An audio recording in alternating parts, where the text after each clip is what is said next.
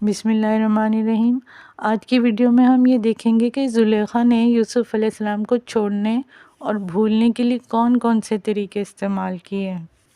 زلیخا نے مصر کی ایلیٹ کلاس کی خواتین کے لیے ایک شاندار سی محفل کا انتظام کیا، یہ سوچ کر کہ اپنے آپ کو عیش و عشرت میں گم کر کے یوسف علیہ السلام کو دل و دماغ سے نکال دے گی، مگر یہاں تو سارا پلان ہی الٹا ہو گیا۔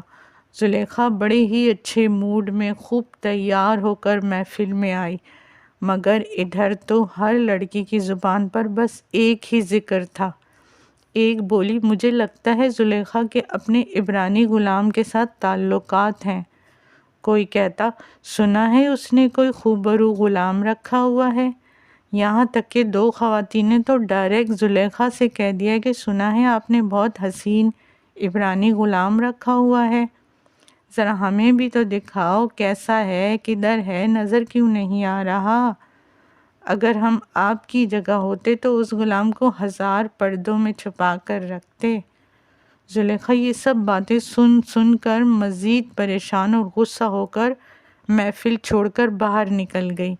یوں زلیخا کا یوسف کو بھولنے کا پلان ناکام ہو گیا، بلکہ اس کے چلے جانے کے بعد باتیں بنانے والے اور زیادہ بولنے لگے کہ دیکھا دال میں کچھ کالا ہے، کیسے غصے ہو کر محفل سے چلی گئی۔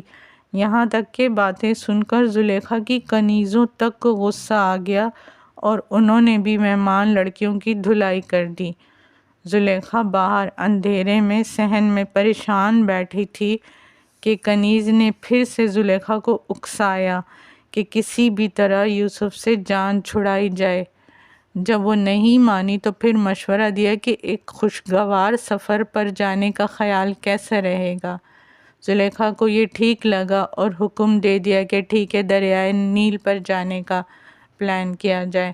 ادھر محفل میں حسین و جمیل خواتین ہنس بول رہی تھیں، کھانے چل رہے تھے، سب کچھ، اور ادھر یوسف غلاموں کے رہائشی پورشن میں سب کو کھانے پینے کی چیزیں بانٹ رہے تھے، ان کے لباس وغیرہ کے مسائل حل کرنے میں مصروف تھے۔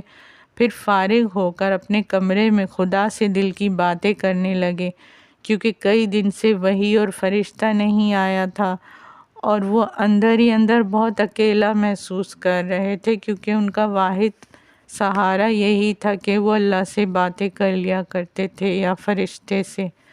زلیخا نے یوسف کو بلانے کے لیے دریائے نیل کی طرف سیر کا آغاز کیا۔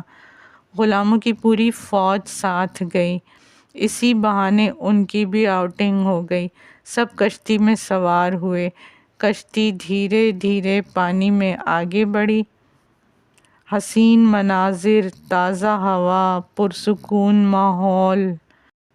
زلیخا کی سانس تھوڑی ہی دیر کے لیے بحال ہوئی، البتہ کنیزوں کو بہت مزہ آیا۔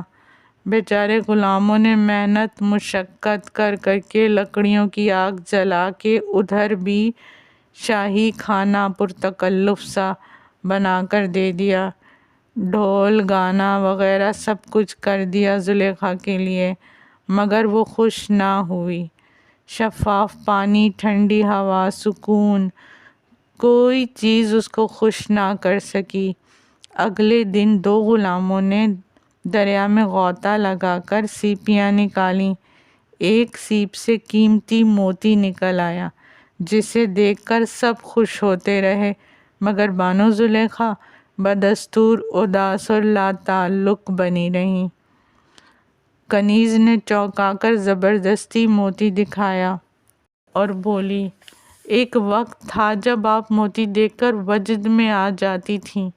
زلیخا بولی، تب اس سے زیادہ حسین گوہر جو نہیں دیکھا تھا۔ زلیخا کو اداس دیکھ کر سب کے منہ لٹک گئے۔ کنیز نے بہت پیار سے پوچھا کہ میری بچی کیوں خوش نہیں ہو رہی؟ وہ بولی کہ جدائی کا دکھ اس دکھ سے کہیں بڑا ہے جو سامنے رہ کے تھا۔ مجھے ڈر ہے کہ میں پاگل نہ ہو جاؤں، کیونکہ میرا دکھ بدستور بڑھتا جا رہا ہے۔ آخر تنگ آ کر زلیخا نے حکم دیا کہ فوراً کشتی کو واپس موڑ لیا جائے۔ سب غلام مزید پریشان ہو کر ایک دوسرے کا منہ دیکھنے لگے۔ زلیخا کا یہ پلان بھی ناکام ہو گیا۔ اب وہ کوئی نیا راستہ سوچ رہی تھی۔